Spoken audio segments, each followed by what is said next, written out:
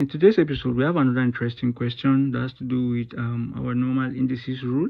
So 3 raised to the power x plus 2 plus 3 raised to the power x plus 5 equals to 84. Now we are told to find the value of x. So now we have I have some, let me rewrite. This is 3 raised to the power x plus 2 plus 3 raised to the power x plus 5 to be equals to 84. Now for this, we have something that is common here, right? I think 3 raised to the power x plus 2 can be factored out.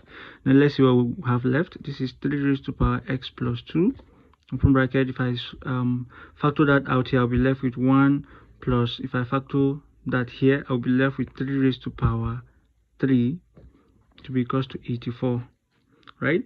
Because 3 raised to the power 3, if you add up this, if you open the bracket, this times this will give you this, right?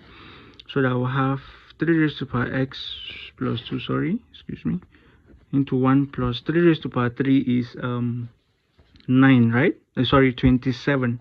This is 27 equals to 84, right?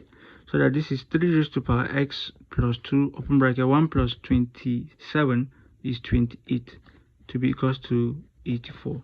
We can divide both sides by 28, so that I will have 3 raised to the power x plus 2 divided by, if I say this is over 28, this is over 28, this cancels out, this divided by this is, I think it should be 3, right? 3.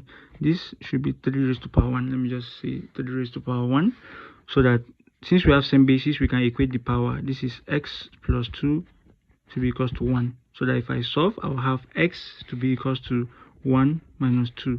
X is equals to minus 1 is the result, and the only value that satisfies this particular question.